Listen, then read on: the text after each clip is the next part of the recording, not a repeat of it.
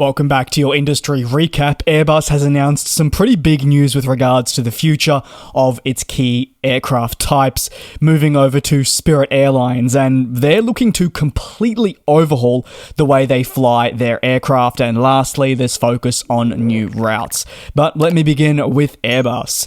It's a pretty busy period in the industry as we're seeing many companies report their quarterly performance. In the case of Airbus, well, they've unveiled their half-year figures for 2024 thus far. One of the greater takeaways, in my opinion, was updates to key aircraft programs. With, remember, a difficult start to the decade, it's been fascinating to see their forecasts continuously change, and at times frustrating and equally disappointing. While the manufacturer reports a challenging operating environment, shock horror there, it is a situation it believes it can stabilize in the future. The A220 ramp-up is the first area of focus, with this to continue, and Airbus says it remains on track to produce 14 aircraft per year by 2026, as it wants to offer its customers of this very popular single-aisle greater availability. Production increases on the A220 will be very important for customers who seek the aircraft, and having finalised agreements with Quebec, Airbus will look to stabilise this internal loss-making program. And like always, starting small and working my way up, Airbus has been forced on numerous occasions now to adjust its overall ramp-up trajectory for the ever-popular A320 family. Now, this doesn't just include the base model of the A320neo, but can be for the likes of the A321XLR as well. This upcoming aircraft is included in the family. As of June 2024, Airbus is targeting a monthly production rate of 75 A320 family jets, which will be achieved sometime in 2027. This is under current estimates.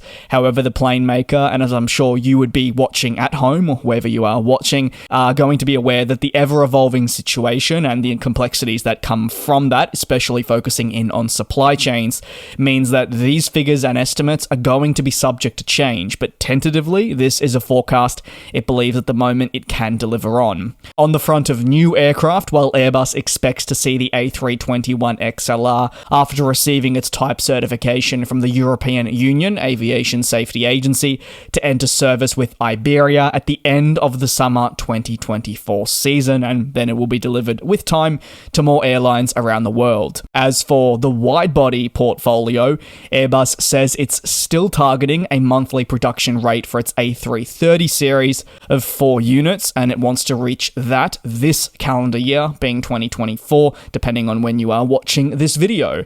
The A330 family, focusing in on the new engine option, of course, in the A330neo, has attracted quite a lot of interest at the most recent, now closed 2024 Farnborough Airshow, and has been able to successfully add to its backlog in the last couple years, after a period of time where it certainly flew under the radar. It does feel like it is an aircraft that does that quite a fair bit. The largest aircraft in the portfolio of planes offered by Airbus in the A350 is on course for a monthly production rate of 12 units by 2028.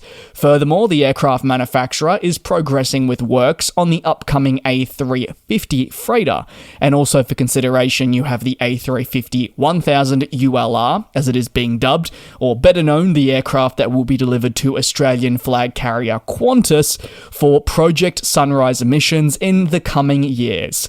Airbus has struggled in the first half of the year, and they've made this very much public, but there were highlights, such as deliveries of 323 commercial aircraft across its families, primarily led by the successes enjoyed at the A320 family. The commercial aircraft division also increased revenues by 4%, with, as they describe, greater activities, and shock horror, the greater activities were because of larger deliveries. Moving over to the next story, and this one sits with Spirit Airlines and is a big one, so hold on to your seats, quite literally, because they're looking to completely overhaul the way they fly their planes, and this is now the second airline in as many weeks to make such a massive decision. They want to redefine redefine the flying experience, focusing on elevating passengers' comfort, all at an affordable price.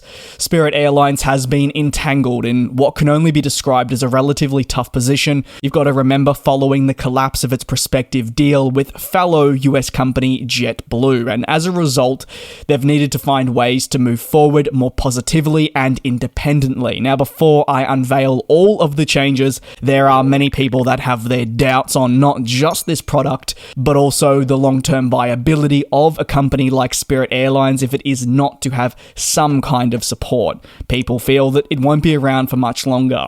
Putting that aside, they're hoping to introduce several new changes that will, according to them, bring exceptional value and a greater choice to take that low-fare flying to new heights, and is more representative of what passengers are looking for nowadays. As part of the first change, Spirit says it's reorganizing the onboard cabin experience by introducing, drumroll please, a premium cabin product that complements additional options to meet the needs of a varying degree of travelers that jump aboard its services. Go Big will be the first endeavor or travel option, and will focus on the big front seats with snacks, drinks, one carry-on bag, one checked bag, priority check-in and boarding, the streamlining of access to entertainment through Wi-Fi, and enhanced comfort. This seat will be wider and have extra legroom and cushioning. Furthermore, there will be no middle seat, so a 2-2 configuration. It'll be able to be booked on August 16th, with other amenities to follow on August 27th. Other endeavors include Go Comfort,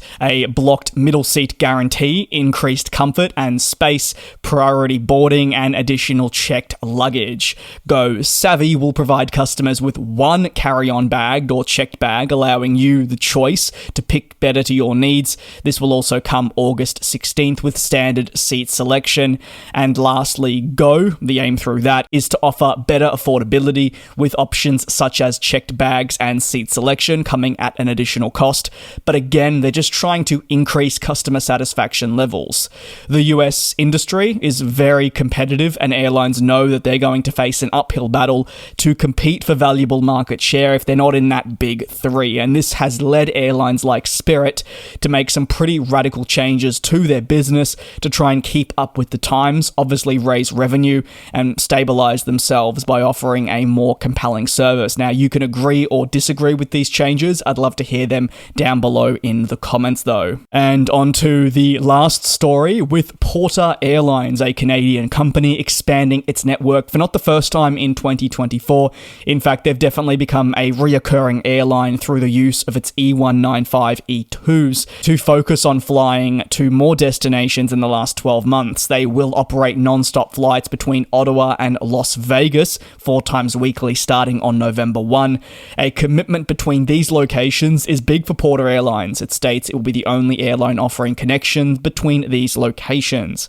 Meanwhile, they will also, one day later, commence service between Montreal, Trudeau International, and Las Vegas as well. These flights will be thrice weekly. By adding Montreal and Ottawa to Las Vegas, these cities will provide alternate means to get to the popular American destinations in collaboration with the already existing twice-daily flight from Toronto Pearson. Porter Airlines has really prioritized expansion over the past year, focusing on elevating the market share wherever possible, and much of this focus has rested on the airline's ability to offer scheduled flights to the West and part of North America. This includes San Francisco, Los Angeles, Las Vegas, and likely more to follow. These flights are considered big jumps for the Porter Airlines operation, but again, I've got to mention the E2 series that has allowed all of this to occur, with the rapid delivery being a true highlight for the company with multiple different flight options available. That's going to conclude today's pretty beefy aviation news update. If you have any thoughts, you know the best place to leave them is down below in the comments.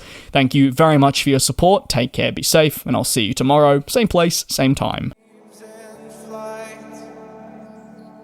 And we'll fly.